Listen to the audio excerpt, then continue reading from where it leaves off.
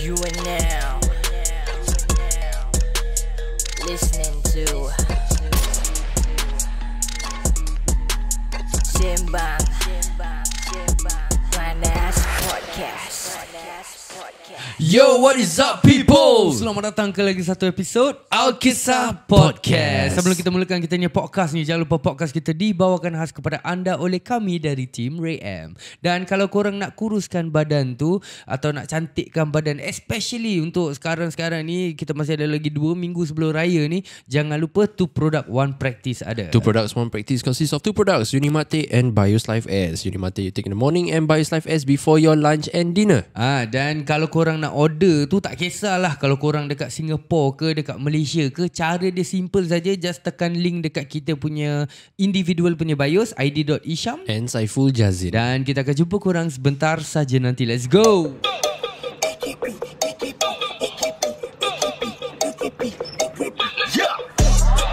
AKP di studio, jom dengar Alkisah, nak buka cerita. Tak kisah Alkisah Production. 3 budak dope dalam stu, semua stick macam glue, semua sick macam flu, yeah. Dulu tak kenal, now you know. Guess who? Pass the mic, pedas panas padu, yeah. AKP di studio, jom dengar Alkisah, nak buka cerita. Tak kisah Alkisah Production. Yo, what is up people? Nama saya Aidi Syam, Saiful Jazin. Dan dalam episod kali ni, dan dalam studio kita kali ni, ada salah satu guest yang kita paling kita menanti dah, aku rasa dah setahun lebih. Setahun lebih. Dia susah sikit dia pasal dia very high in demand dan very high in price. Jadi kita nak kena kerja keras sikit untuk kita bawa guest kita hari ni untuk masuk ke dalam studio kita. Guest kita ni, kita kasih intro sikit lah, macam mana kita nak kasih. Dia adalah seorang macam mana aku nak panggil, content creator, entrepreneur. Dia otak geliga. Apa saja dia post confirm viral. Betul. Apa-apa tak nampak. Cik Lam busy lah. Baik. Dia kalau tengah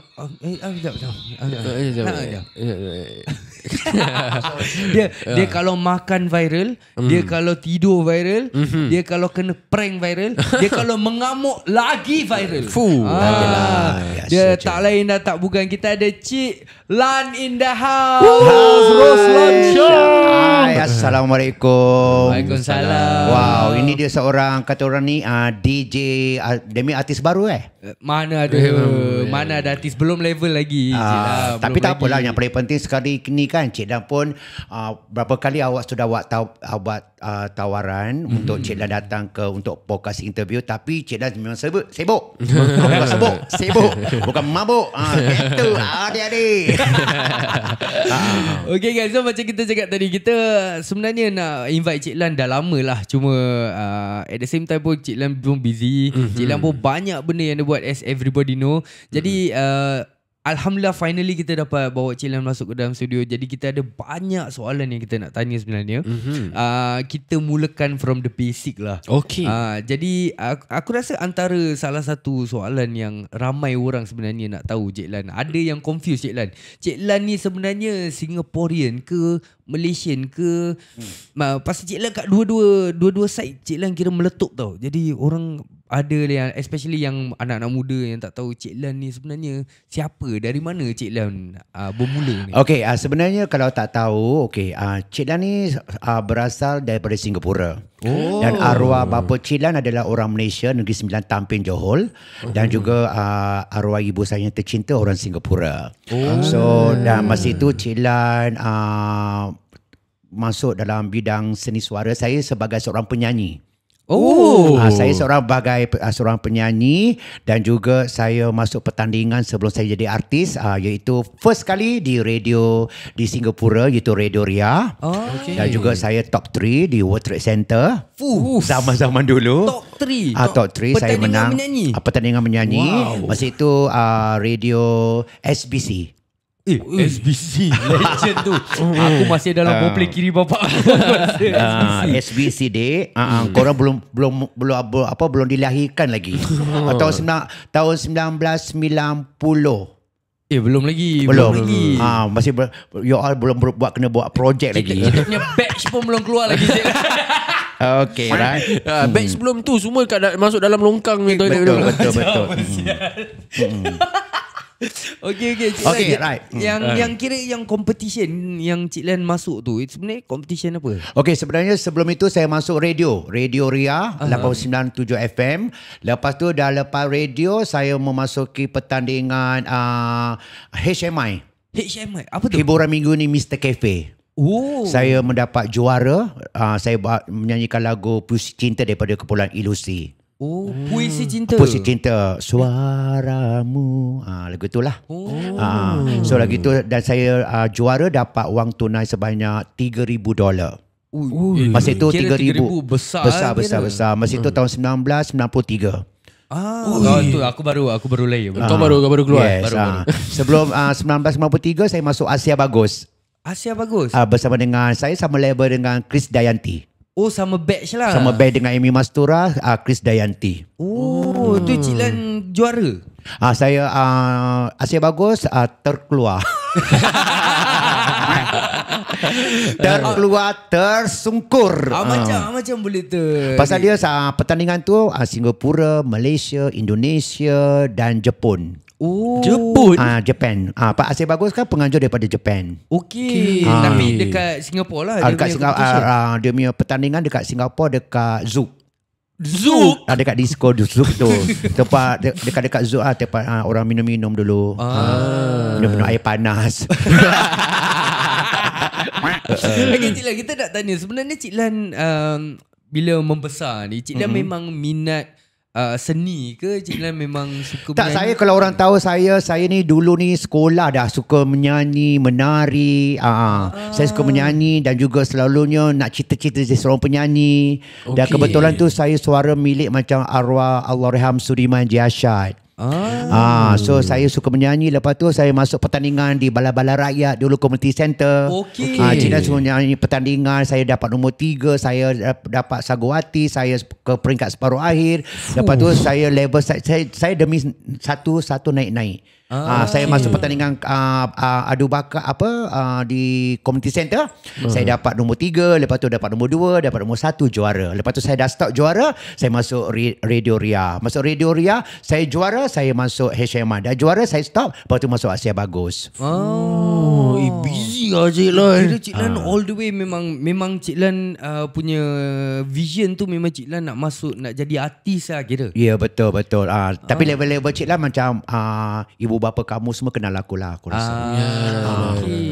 Orang-orang lama kenal lah. Budak-budak sekarang ni yang tak kenal lah. Macam you kan budak-budak taik sikit kan. Tak budak-budak baru nak mana kenal dik non. Belum 10 minit mak dah kena budak taik. Saya juga minta maaf. Cik Lan bila lepas pertandingan ni apa semua, Cik Lan dulu kira terus bekerja jadi macam terus jadi artis ke? Tak, saya dapat tawaran daripada producer pelawak daripada Osman Kong. Osman Kong. Kepulauan Rappers Tour. Osman Kong sekarang dia dah tak jadi artis lagi. Dia dah pergi ke tempat untuk jenazah-jenazah kubur. Untuk mandikan jenazah. Okay. Alright. So saya dapat tahu dia dah pergi ke alam ke tempat orang yang macam buat yang amal ibadah. So saya lepas tu Abang Yunus Sasa. Abang Yunus Sasa ni bekas wartawan. So dah lepas tu terus saya pergi ke Bob Kusmangat. Bob Kusmangat, yes. Dia, untuk second album tu producer saya adalah Bob Kusmangat. Sebelum tu mega bintang iaitu artis-artis Hartini Ali, Nur Azmi yang menang bintang HMI. Dekat Singapura lah. Macam tu bintang 192 lah kena dorang. Jadi Cik Len punya perjalanan sebagai seorang penyanyi ni kira terbantuk di mana? Kira Cik Lan berapa banyak Saya CD ni dah keluar? masa itu saya menyanyi ni, saya suka menyanyi. Okey. Lepas tu saya dah menyanyi dah album pertama, album kedua, lepas tu saya berhijrah ke Malaysia. Cik Lan ada album. Saya ada album. Kau ingat aku tak ada album? Label aku artis, dek. Faham tak? Pasal ni masalah dia. Mana-mana Cik Lan pergi, Cik Lan cuma nyanyi lagu Rojak Mazna ke tu? Itu Rojak Mazna tahun bila? Itu dorang itu masa itu COVID. Saya jual Rojak Mazna. Lepas tu saya ada buat lagu daripada Marshmello, daripada si kawan saya. Okey. So dia buat producerkan untuk lagu saya, lagu Rojak Mazna. Saya pun tak tahu lagu tu pun jadi meletup. Buat show-show, orang suka, orang minat. Yang korang tahu ni Rojak Mazna, zaman-zaman aku ni korang tak tahu. Kau faham tak? Jadi kenapa macam kalau Cik Lan pergi macam event-event, kadang-kadang Cik Lan kat atas stage betul. menyanyi. Kenapa tak nyanyi lagu Cik Lan yang lama-lama? Yang lama tu bagi saya pasal benda tu dah berlalu. Dah berlalu walaupun. Okey, lagu Rintihan. Tapi saya dah upload dengan saya punya dalam TikTok. Cik Lan dengan Rio Roslan Shah, lagunya 5 lagu yang terbaik tu saya dah masukkan dalam TikTok. Itu lagu-lagu lama saya tahun 1996. Okey. Jadi Cik Lan punya zaman, kira boleh dikatakan dulu zaman gemilang Cik Lan tu, kira berapa popular Cik Lan tu? Tak, dulu saya rasa diri saya tak popular. Orang anggap saya popular. Selepas saya berhijrah ke Malaysia, saya dapat tawaran. First saja saya pergi ke Malaysia, diorang digelarkan saya sebagai Sudirman Singapura. Saya pakai baju bendera Malaysia walaupun IC Singapore. Tapi saya rasa bangga kerana arwah bapa saya seorang Malaysia. Okey. Dan juga arwah mak saya adalah orang Singapore. Tetapi saya bangga kerana bapa saya asal dari Negeri Sembilan, Tampin, Johor. Jadi yang first kali kira Cik Lan daripada Singapore dah buat ni semua kan? Yang Cik Lan first kali berhijrah pergi ke Malaysia, kira untuk apa? Apa sebab saya berhenti sebagai administrator. Dulu kerja office. Shumizu Corporation. Apa Shumizu? Shumizu Corporation Construction. Kerja full time? Saya full time sebagai admin pasal itu adalah syarikat Jepun. Saya masa itu kat Outram kan ada orang nak buat MRT tu. Kat situ lah saya sebagai admin. Kira ni lepas Cik Lan dah jadi artis lah. Dah jadi artis, dah ada album semua. Lepas tu dah jadi artis, jadi album, kenapa masih kerja full time Cik Lan? Pasal kat Singapore kecil masa itu, tak ada, susah nak kebebasan. Okey. Show situ ujung dia Jurong sampai ujung sana ke Changi. Itu yang paling jauh. Opportunity tak banyak lah. Opportunity tak banyak. Lepas tu dia dapat daripada peminat-peminat saya di Singapore, Cik Lan pergi Malaysia. Pergi dalam Malaysia itu semua saya cuba. Saya pergi ke Malaysia, producer Osman Khan dengan Yunus Sasa promosikan album kompilasi saya dengan Hartini Ali dan juga Nur Azmi. Kita ada 3 kompilasi album. Lepas tu kita buat promosi di Malaysia. Daripada situ saya kenal dengan wartawan arwah Hus, URTV, majalah Mangga, media hiburan. Itu zaman-zaman dulu saya kena macam majalah Mangga tu orang mandi kat atas swimming pool. Orang mandi atas swimming pool? Tunjuk badan kat ada majalah tu. Okey. Zaman-zaman tu. Tapi saya tak tunjuk lah lurah dendam saya. Takut kepit aja kan, maut dorang. Cik Lan punya kuih deram tak tunjuk lah. Tak lah, aku gila. Hembus saja koma sebulan, dek. Right. Bila Cik Lan dah dekat Malaysia tu, macam mana populariti dia rasa saya lain? masa itu pergi ke Malaysia, dulu saya bersama dengan kumpulan brothers iaitu Yasin. Lepas tu saya jumpa Ifa Razia. Lepas tu saya dulu tak ada rumah. Lepas tu saya pergi ke Malaysia. Saya dengan sebatang kara, saya cakap dengan arwah bapa saya, dengan mak saya nak berhijrah ke Malaysia, nak cuba bakat saya di sana. Tiada syarikat, tiada pertolongan sesiapa. Kira kosong-kosong pergi sana? Kosong pergi sana, duduk kat Grand Season Hotel di Jalan Pahang. Saya duduk sana sebulan. Dengan kuasa Allah tu rezeki saya menyanyi di Cerana Restoran Ceras Batu 7. Okey. Itu nyanyi kira macam apa? Macam saya pergi ke gitu tak dia restoran yang ada 4 piece. Okay. So saya dapat tawaran daripada Tuan Haji Kamal dengan Kak Ina. Tuan Haji Kamal ni selalu datang Singapore World Trade Center. Diorang ada jual produk-produk diorang. Lepas tu diorang suka saya bila saya menyanyi lagu-lagu Sudirman. Lepas tu saya jalan-jalan kat Bukit Bintang, dia nampak saya, ni Roslan Shah. Kenapa Kak? Awak siapa? Awak ni, awak datang sini buat apa? Saya berhijrah nak cuba nasib saya di Malaysia. Awak duduk mana? Duduk hotel. Okey, kasih nombor hotel. Nanti saya akan suruh driver saya ambil awak kat hotel. Pergi nyanyi dekat saya punya restoran. Kat mana? Kat Ceras Batu 7. Depan Maktab Polis Ceras sana. Kira Cik Lan just tengah jalan-jalan. Tengah jalan-jalan rezeki tu Allah nak tunjukkan. Lepas tu bila saya bawa demi driver ambil saya kat hotel Grand Citizen Hotel. Lepas tu saya terus pergi ke Cerana Restoran Ceras Batu 7 tu. Ada 4 piece. Dia suruh saya menyanyi. Lepas tu saya menyanyi, orang-orang semua terkejut. Pengunjung-pengunjung di sana tengok suara saya macam arwah Sudirman. Lagu Mari Kita La La La La La La La La La. Lagu itu semua saya nyanyi. Lepas tu terus diorang buat satu pihak restoran tu panggil all the wartawan satu Malaysia. Lepas tu Masya Allah, Melody datang, TV3 datang, NTV 9, wartawan majalah Mangga, media-media masa semua datang tengok saya main show. Daripada situ mereka terkejut dan mereka interview saya. Daripada situ luasnya saya di Cerana Restoran.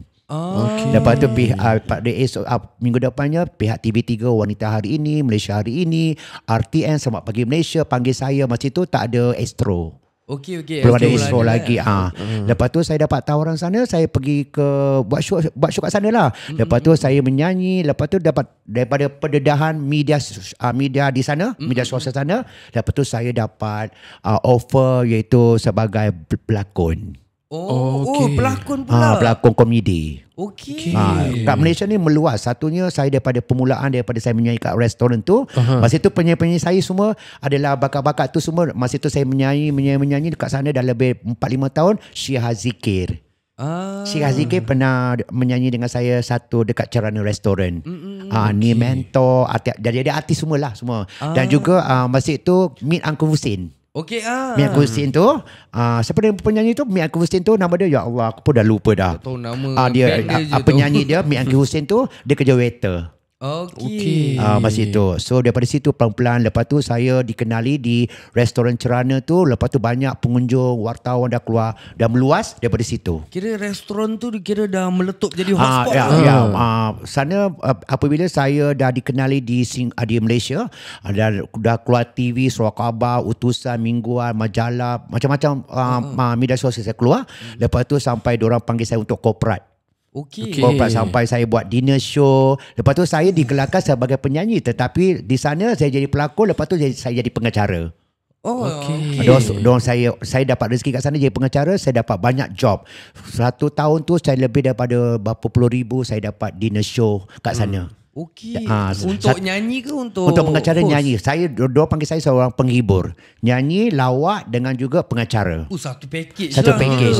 Kat sana daripada situ saya dah puas menjelajah di Johor, Melaka, Sabah, Sarawak, Ipoh, Kedah, Pening. Satu Malaysia saya dah pergi dah.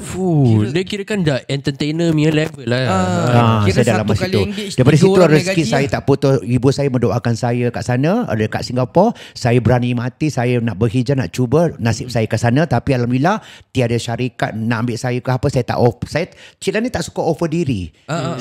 Benda ni spontan. Popular pun bila saya balik Malaysia, Singapura dia cakap, kau dah popular dekat Malaysia gini. Tapi bagi saya masa itu saya tak ada album. Album saya nyanyi kat Malaysia, dekat Singapura. Lagu saya tak main kat radio di Malaysia. Cuma saya punya keluar dalam media sosial. Media sosial. Itu sajalah. Cuma rezeki lah. So bagi Cik Lan, arwah ibu saya mendoakan saya. Lepas tu saya ulang alik Singapura ke Malaysia sebulan sekali. Lepas tu saya ambil visa 6 bulan sekali. Lepas tu saya berjumpa dengan menteri panggil saya buat show, iaitu Datuk Seri Ismail Sabri, dan juga saya kenal banyak menteri sana lah. Saya pernah buat show bersama dengan Datuk Siti Nurhaliza ulang tahun hari jadi Sultan Kelantan dengan Datuk Siti. Itu kali pertama saya buat show di Kelantan bersama dengan Datuk Siti Nurhaliza dan juga Hetty Kosendang. Kira Cik Lan bukan kaleng-kaleng. Saya dapat offer semua menteri masa itu Anwar Ibrahim ada ramai menteri masa itu ada Dr. Mahathir Mohamad. Pasal okay, aku got to be honest lah. Dulu time tak salah first punya gig hosting aku dapat, aku dengan Ferd. Ingat lagi dekat Wisma Geylang tu yang first kali aku kira nampak and betul-betul kenal Cik Lan tau.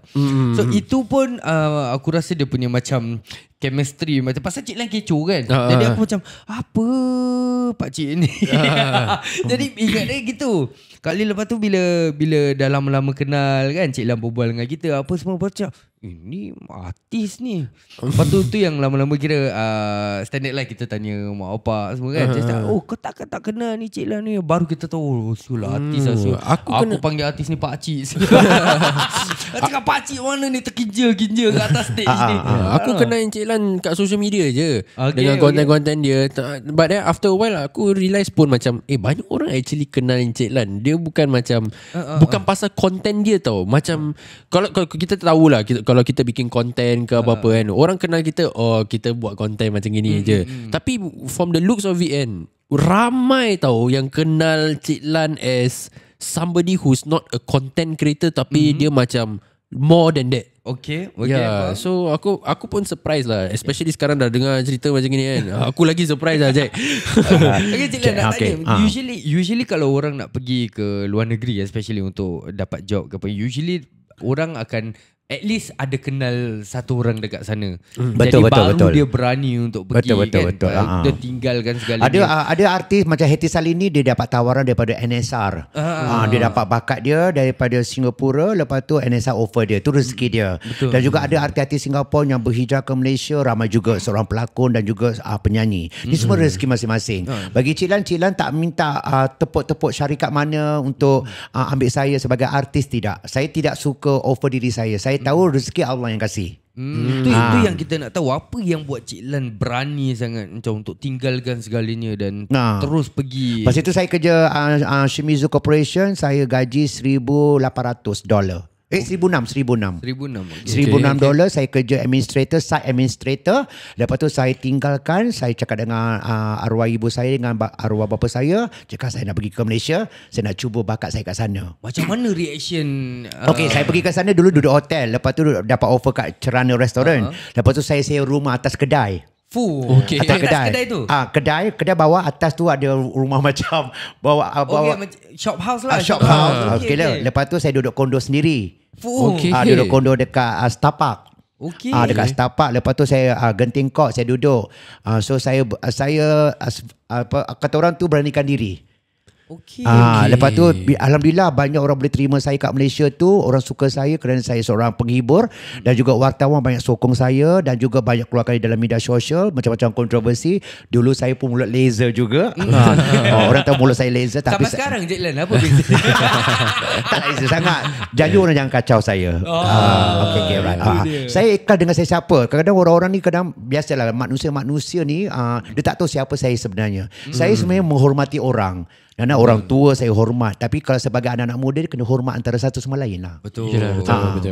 Jadi bila Cik Lan pergi sambil Cik Lan tengah naik dekat sana kan. Betul. And kita tahu macam dekat Malaysia kadang banyak diorang punya apa ni, macam media very kasar, very ganas, betul. Soalan-soalan. Bila tengah naik tu ada macam drama ke kontroversi tak. Masa itu saya pernah kontroversi. Masa itu saya dituduh saya ambil dada drug dekat sebuah disco dekat di Bukit Bintang. Tapi saya tak ambil dada pun, saya tak isap drug pun, saya isap rokok je. Tapi masa itu kebetulan diorang spot check. So Cik Lan banyak pengalaman pahit manis di sana. So bagi Cik Lan, lepas tu saya kena cek urine. Lepas tu orang ingat saya ni ambil dada, tapi saya tak ambil pun. Benda-benda yang tak berfaedah. Tetapi diorang sangka saya kena masuk lock up, tapi tak. Lepas tu daripada situ ada orang buat report. Masa itu saya dikenal di Malaysia. So ada buat report dengan Melody terjah saya. Terjah saya, kau masuk, kau kena tangkap dekat disco semalam. Lepas tu saya nak datang nak interview. Masa itu Nas Ahmad. Abang Nas Ahmad itu daripada Terjah. Lepas tu saya pun juga ada orang tanya saya masuk Fear Factor. Saya pergi masuk Fear Factor, dapat tawaran daripada Astro. Fear Factor Malaysia. Malaysia. Saya pergi sana, saya pergi ke Cape Town, South Africa. Cape Town, South Africa. Dan sekarang ni saya ni artis international ya. Gitu. Perangan. Perangan. Kan? Okey. Jadi bila Cik Lan dekat sana dah dapat job apa gini semua. Alhamdulillah saya banyak job. Saya dulu laku sebagai dinner show. Dinner show tu macam factory company corporate. So dia panggil saya nyanyi, mengacara pasal dia nak 3 in 1. Saya suka menghibur segmen game saya. So banyak saya buat ni kerana saya punya spontan dengan idea saya sendiri. Dan juga ada anak didikan saya artis-artis Malaysia ni pun dia ikut cara saya. Tapi saya galakkan kita ni tak boleh dengki antara satu sama lain. Orang suka kita punya bakat, bukan orang suka kita punya kita punya cara. Betul.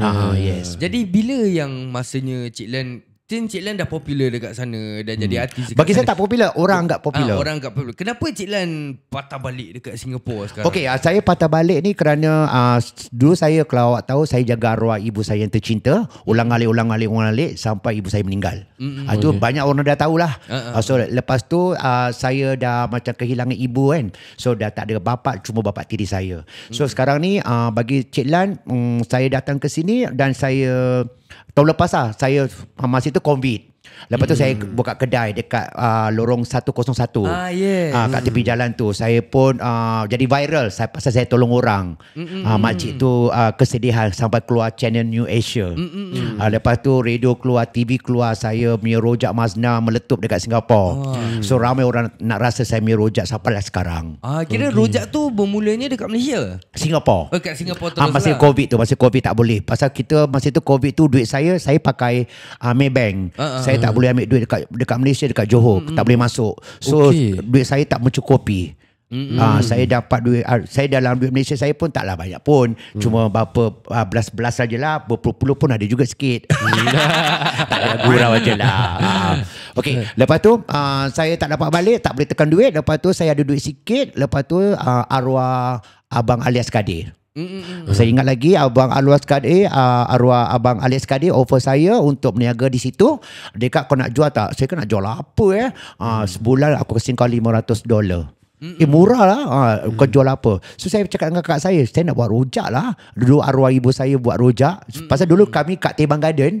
Saya tinggal jurus Teban Garden. Tadi singgah sekejap. Satu abang tadi ada satu abang Grab ni, orang Melayu. Dia nampak Cik Lan je. Cik Lan so nak pergi mana ni? Nak pergi podcast, ada interview. Lepas tu lepas jalan-jalan kahwin tu nampak Pandan Garden. Cakap, bang, saya rindu lah. Ni Teban Garden dah 20 tahun saya tak datang sana.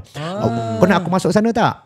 Tak apa, kau bayar lebih sikit je. So tak apa bang, masuk dekat Teban Garden. Tapi pergi Teban Garden saya buat video sekejap tadi. Dia sempat minta lebih sikit. Dia minta lebih sikit tapi okey, kasih $5 je. Datang sini dalam $25. Agak-agak lah bang, artis kau $5 kau nak charge. Aduh. Tak adalah. Lepas tu saya ambil video lah, rindu nampak jumpa di Masjid Asana. Masjid Asana, jumpa kat sana, nak tengok blok-blok tu dah roboh. Blok 13, saya dah 13 tingkat 1. Sekarang dah tak ada. Tadi saya nampak blok 41 ada, blok 30 lebih ada. Saya rindu sangat. Dekat Teban Garden tu ada Bedok Reservoir. Kat situ Bedok Reservoir tu masa saya masih budak-budak lagi kat sana. Saya dulu suka main masjid. Main masjid? Main masjid. Masjid dekat Masjid Asana. Main dekat masjid? Main kat masjid pasal kita orang susun kerusi. Susun kerusi kat masjid tu dapat gaji dalam $20, $25 setiap Jumaat, Sabtu, Ahad. Jumaat susun kerusi, hari Ahad simpan kerusi. Untuk orang belajar agama. Dekat Masjid Asana tu dulu. Zaman-zaman saya dululah. Seronok dulu. Jadi bila tadi patah balik tadi. Jadi bila Cik Lan dah dah start patah balik kat Singapura, Cik Lan dapat kedai tu time COVID tu. Then berapa lama kedai tu? Dalam setahun lebih lah. 2 tahun. Saya berniaga kat sana. Lepas tu saya dapat masa tu dah okey sikit, saya balik Malaysia. Patah balik Malaysia balik? Pergi Malaysia, saya pergi nak tengok rumah saya yang kereta saya semua dah termegalai. Dah teruk dah macam 3 rangka. COVID dah. Kereta saya dah rangka dah. Dah rosak dah kereta saya. Kereta tu saya beli daripada Datuk Adi Putra. Saya beli kereta itu, kereta Chevrolet. Saya panggil Chevrolet. Oh, Chevrolet. Chevrolet deh. Okay guys. Alright. So nak tanya apa lagi? Okay, alright. Cik Lan kira patah balik Malaysia, tengok rumah. Lepas tu stay dalam 3-4 hari. Lepas tu saya ada jumpa, saya dapat offer juga untuk dinner show daripada syarikat company. Dia panggil saya buat show kat sana lah. Tapi sekarang ni pun banyak orang panggil buat show, tapi saya tolak cara yang baik kerana saya sibuk dekat Singapura sementara waktu ni. Nampak guys. So ini adalah actually salah satu soalan yang kita dapat tadi. Pasal ada yang cakap kenapa Cik Lan sekarang banyak sibuk-sibuk kat Singapura, dah tak laku kat sana ke, dah tak ada job kat sana ke? So sebenarnya Cik Lan banyak menolak. Saya menolak dan juga saya dapat tawaran berlakon, saya tolak juga. Dua drama untuk supporting, untuk komedi. Tapi banyak orang peminat-peminat saya cakap, Cik Lan masuk TV balik, masuk berlakon balik. Tapi kerana saya sibuk sikit dekat Singapura, lepas tu sekarang ni pun nak balik pun kadang-kadang kena jaga bapak tiri pula.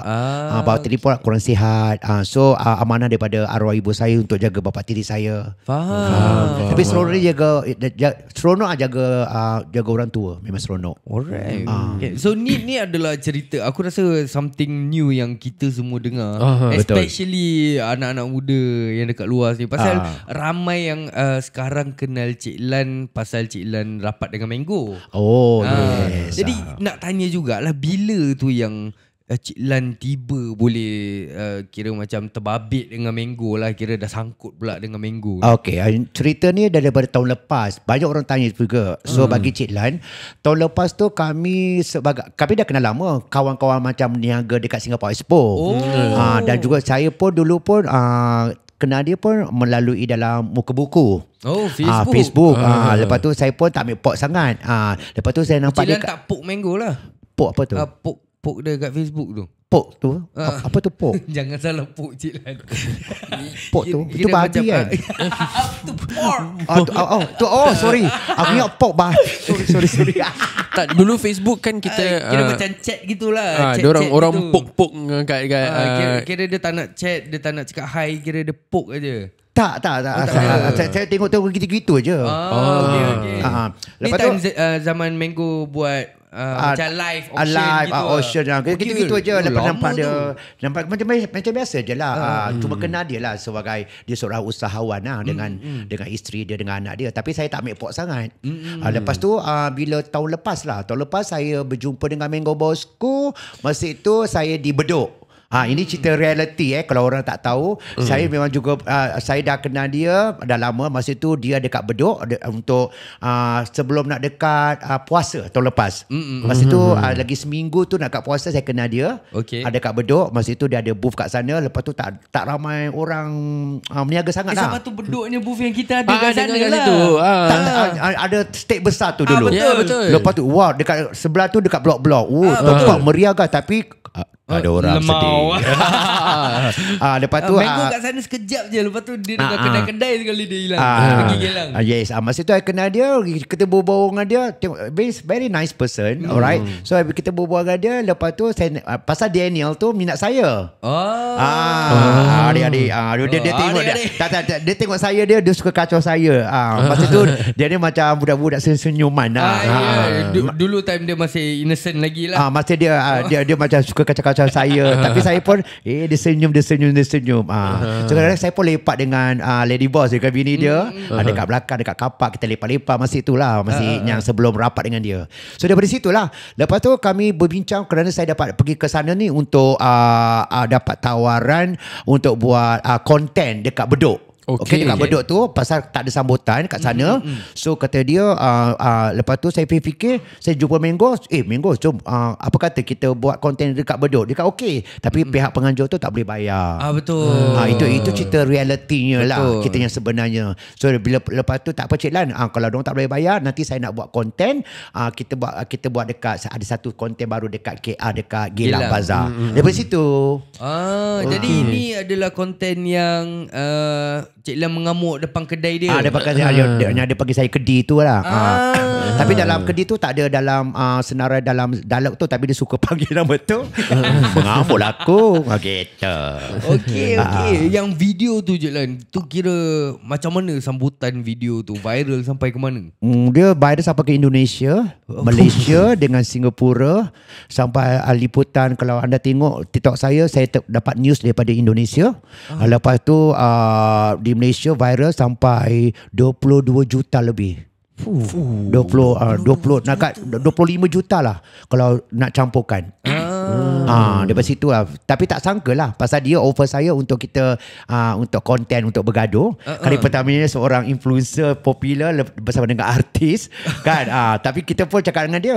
Tapi saya ingat lagi, bini dia Lady Boss tu, dia kasih saya duit 2,000 untuk konten ni. Dia bayar saya dengan cash. Dalam masa konten tu, dalam shooting tak sampai 10 minit. 2,000 untuk 10 minit. Kau ada. Itulah dari permulaannya. Lepas tu saya cakap dengan Mango, insyaAllah kalau benda ni kalau jadi, pecah ke, meletup ke, rezeki masing-masing. Pasal dia cakap dia nak buat kunafa. Tapi dia lah orang yang pertama di Singapura membuat kunafa. Betul. Jadi daripada itu tu yang mulanya Cik Lan betul-betul rapat dengan Mango all the way lah. Daripada situ kami rapat, dah macam keluarga, dah macam kenal mak dia, bapak dia, Lady Boss punya mak, bapak family dia, orang yang happy go lucky. Macam orang tu happy kita. Pasal diorang tahu Cik Lan suka buat kelakar. So daripada situ dia menghormati saya pun hormati. Tapi kalau gurau-gurau tu kasar. Gurau kasar. Kita gaduh-gaduh. Tapi satu kebaikan Mango ni dengan Lady Boss ni, kita gaduh je. Mulut bising tapi dia orang tak ambil hati. Saya pun tak pot tentang ambil hati. Saya lantak lah. Tapi kita orang okey. Alhamdulillah saya dengan Lady Boss, dengan keluarga dia, kita anggap macam keluarga. So bagi daripada situ kita rapat, pergi bercuti, dia belanja saya, kadang pakai duit dia, belanja saya pergi ke luar negara, pakai duit dia sponsor.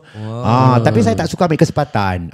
Benda itu dia tahu. Kadang kita sama-sama. Pasal saya pun ada duit, dia pun ada duit kan. So kita sama-sama. Kita tak ambil take advantage antara satu sama lain. Kita tak mengira. Sebenarnya line yang betul tadi je, kita ada duit, dia lagi banyak duit. Dia memang kaya, tapi dia tak show. Dia bukan show off.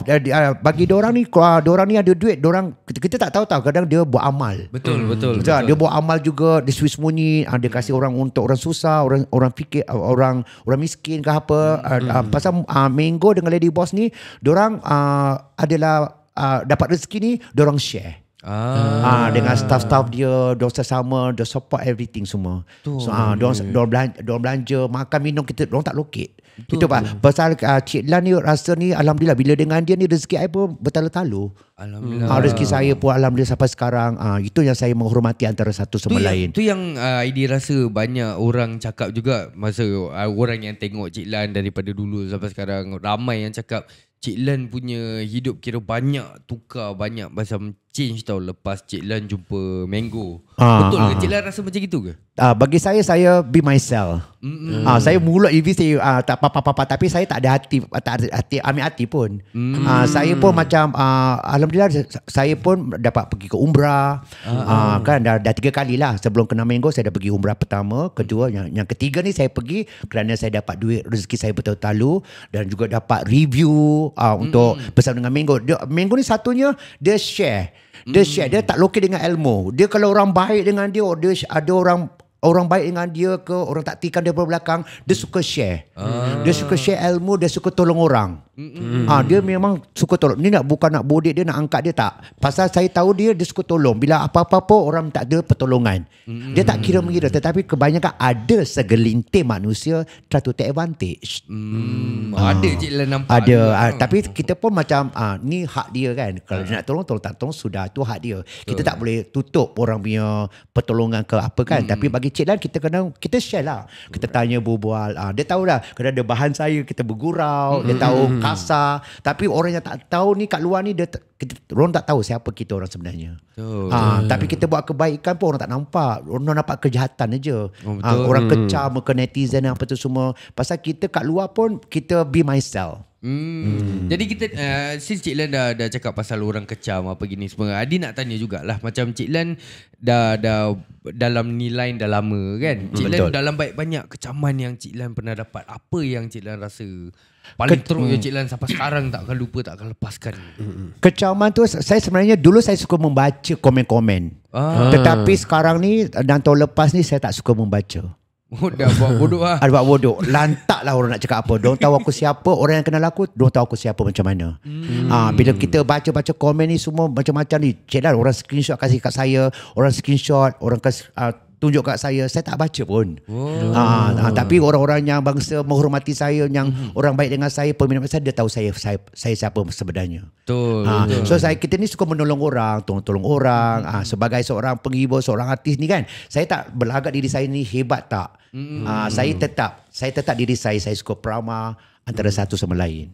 Okey. Ni sekarang nak tanyalah, tu hari kita ada nampak juga ada yang komen-komen, ada yang cakap macam artis pak mana artis, orang cakap ni artis dulu okey lah panggil artis, sekarang dah tak level artis lagi, kenapa masih gelar diri artis? Apa Cik Lan punya jawapan kepada komen tu? Okey, kalau bukan artis tak keluar media. Kalau artis tak keluar TV.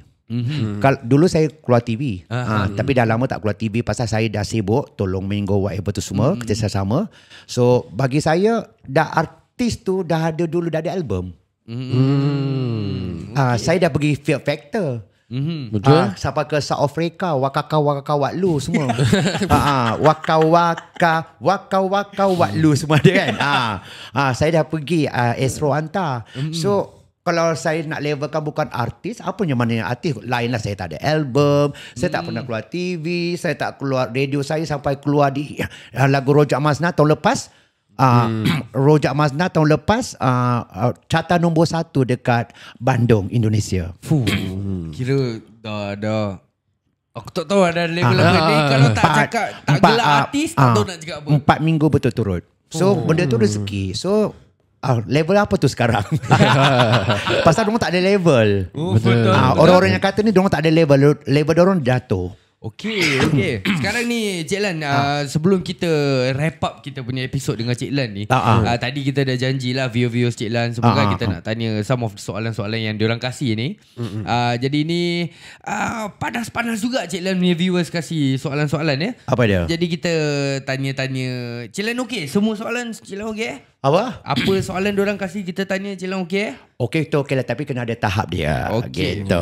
Kita tak tahu tahap dia macam mana, tapi macam apa kita janji viewers Cik Lan tadi lah. Betul. Kita akan kasih je lah. So soalan nombor 1, dia cakap anak suruh tanya Cik Lan pakai pampers tak? Dah malam-malam kat sana ada momok. Itu lawak jenaka. Kalau saya nak pakai pampers malam-malam ni bulan puasa, mana ada hantu dik. Kalau bulan-bulan puasa saya akan pakai pampers. Asal merepek-merepek berbuat apa pakai pampers ni. Cakap pasal momok-momok ni, Cik Lan kadang selalu kita nampak ikut Mango pergi paranormal. Cik Lan kira berani juga. Try cuba-cuba je. Saya saja je konten like je. Tapi saya kadang-kadang boring-boring, jomlah cari hantu. Pasal orang-orang banyak suka cari hantu. Pasal diorang nak tengok lawak saya, bukannya nak tengok hantunya betul-betul. Hantu tak jumpa, lawaknya diorang ketawakan. Okay, ni satu soalan daripada ni yang tadi Cik Lan asyik sebut nama dia, Scarlet Witch ni.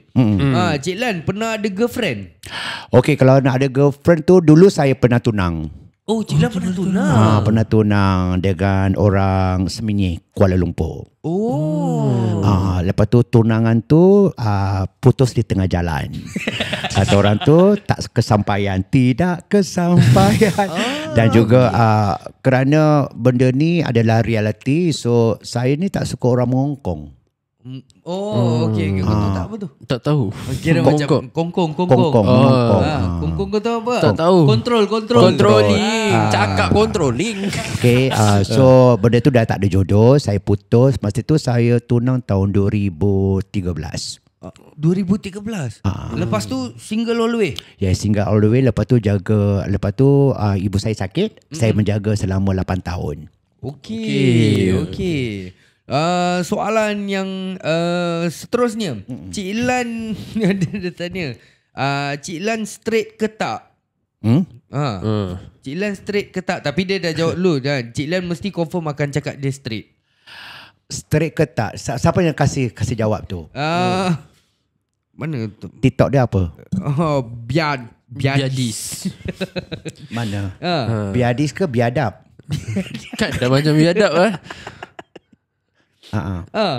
Ada yang tanya ni. Dia cakap Cik straight. Okay, saya memang lembut. Dalaman keras. Yelah, saya keras hati. Oh, keras hati. Okey. Cakap betul-betul Cik Lan. Ya, saya keras hati. Maksud you apa? Takkan aku nak sebut benda tu bulan-bulan puasa anaconda. Meripik je kau. Okay. So Cik Lan just memang dari dulu Dah lembut-lembut macam biasalah. Tak orang tak kita kan. So bagi Cik Lan memang kita ni orang tahu lah I lembut. Tapi I pun tak ambil pok pun, tak kisah pun. Tapi dulu memang lembut. Sekarang ni kita ni dah faktor usia ni kita kena relax, kena cool. Tiada manusia yang sempurna. Nobody's perfect. Kategori untuk lembut ke apa ke penjahat pun isap rokok isap dada ke perompak ke perogol ke apa tu semua ada tahap nama-nama masing-masing. So bagi Cik Lan kita manusia yang biasa. You faham tak? Okay. Ni ada satu ni, nama dia kena dengan soalan dia. Nama dia budak nakal. Okay, budak nakal. Soalan dia pun nakal je Cik Lan. Okay. Cik Lan pernah kena backdoor tak? Backdoor tu apa? Macam mana nak explain Saiful? Silakan. Ini expertise kau. Macam ya kau. Backdoor. Backdoor. Kira kena jolok lah. Kena jolok senang lah. Kena liwat lah. Kau tanya dia kena liwat tak? Dia nak tak? Siapa nama dia? Siapa nama dia? Budak nakal. Budak nakal. Budak nakal. Nak liwat tak? Bila nak? Lepas puasa nak? Kau nak kena backdoor. Tak ada. Merepek je korang berbual. Jawab. Aku tak tahu Cik Lan marah ke, Cik Lan macam tengah in character ke. Aku tak tahu ni. Tak, soalan jangan merepek-merepek. Yang benda ni kan secara live. Kita kena hormati di bulan Ramadan. Okey lah. Yang cakapnya baik-baik lah. Korang yang merepek kena backstep lah apa tu semua. Takkan kau nak cerita kat orang tu, hey aku dulu kena rogol, kena main. Betul. Takkan cakap dekat di depan live. So benda-benda macam gitu kita kena menghormati lah bulan Ramadan. Takkan manusia ni semua ada yang benda-benda yang kita ni seorang yang jahil. Kita pun ada buat apa kata orang tu kisah-kisah kita lama whatever. Takkan kita nak cerita aib kita nak keluarkan aib kita. So gunakan kepala otak lah. Diorang ni bodoh lah. Okay, last punya soalan lah. Yang lain semua dah memang ID pun rasa dah terlebih sikit lah. Dah scary sikit nak tanya. So yang ni soalan dia, Cik Lan since dah banyak buat macam recently Cik Lan banyak asyik viral, asyik banyak drama kadang ni semua kan. Ada yang tanya, tak penat ke buat konten-konten bodoh? Apa? Tak penat ke buat konten-konten bodoh? Dia siapa kasih soalan ni? Ada, dia cakap jangan bilang nama pasal dia send daripada Instagram. So? DM. So dia punya soalan kepada Cik Lan. So sekarang ni aku buat yang bodoh-bodoh ke? Tak adalah, ini soalan yang dia kasih. Bukan dari kita. So apa yang orang sampaikan, kita sampaikan ke Cik Lan lah. So kenapa Cik Lan rasa macam tak, benda ni kau panggil aku kan? Kau panggil aku sebagai seorang sebagai tetamu. Tapi kau cakap macam soalan bodoh. Apa yang aku buat soalan bodoh sekarang ni? Tak ada, bukan soalan bodoh. Tadi masalah dia, tadi Cik Lan, tadi sebelum kita start record apa ni semua, kita sendiri tanya Cik Lan okey tak dengan semua soalan? Okey tahu, tapi benda-benda okey tak payah kau cakap macam ni depan hayat ramai orang macam ni soalan bodoh, tak payah. Tak, Cik Lan. Kau tak boleh ikut dengan cakap orang macam gitu. Kau ingat aku heran sangat ke kau bagi aku duit? Tadi kau nak aib-aibkan aku daripada orang macam ni untuk apa? Mana ada aib Cik Lan, sekarang masalah dia kita tanya je. Tak, kau ingat aku heran sangat kau ambil 1,000 duit Ni macam artis. Artis bukan PR train ke Cik Lan? Selalu ni artis apa-apa soalan pun dia boleh pusing Cik Lan. Tak, kau relax. Tak payah kau dah cakap dengan aku nak soalan bodoh. Kau ingat aku heran sangat. Agaknya kau balik lah. Agaknya ni sebab dah tak laku Cik Lan. Agaknya ni sebab tak dapat job lagi. Bukan kita yang cakap Cik Lan. Sikit-sikit. Macam mana tak panas? Apa sial dia ni? Kau tunggu jap. Apa sial? Tak ada apa yang dia nak kecoh-kecoh ni? Ambil handphone lah. Ambil handphone aku. Ambil handphone aku dulu. Tak ada apa sia. Tunggu sekejap. Aku nak matikan daripada ni.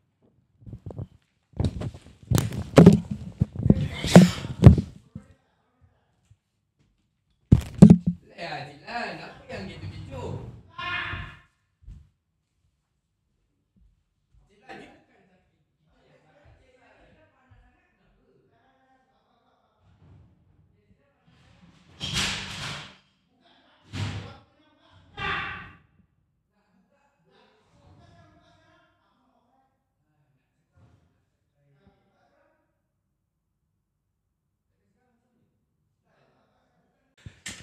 Okay guys, aku minta maaf sangat untuk korang-korang yang tengah dengar kita punya Spotify ni. Aku don't even know what the fuck is happening. Sekarang Cik Lan dah tiba-tiba mengamuk. He just fucking throw the $1,000 that we fucking paid him. And then after that he just fucking left. Dia pecahkan.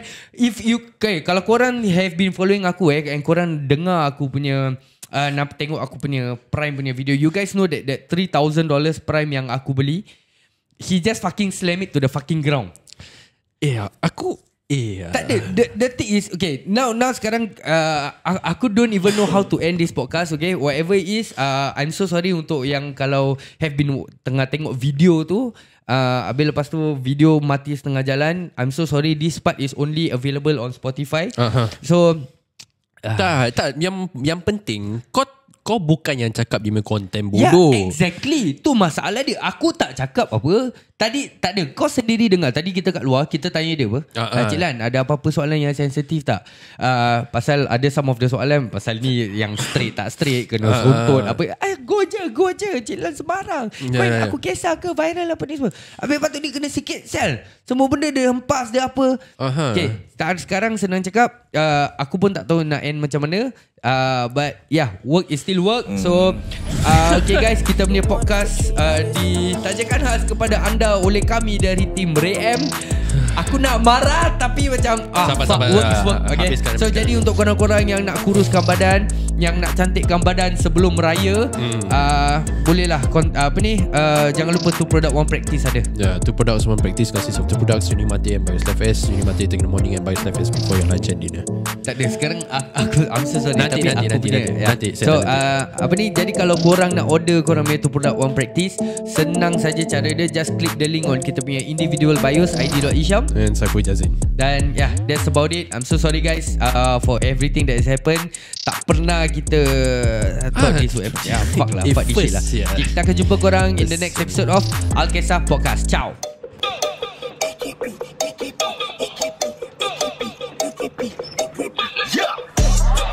AKP di studio, jom dengar Alkisah, nak buka cerita. Tak kisah Alkisah Production. 3 budak dope dalam stool, semua stick macam glue, semua sick macam flu, yeah. Dulu tak kenal, now you know. Guess who? Pass the mic, pedas panas padu, yeah. AKP di studio, jom dengar Alkisah, nak buka cerita. Tak kisah Alkisah Production.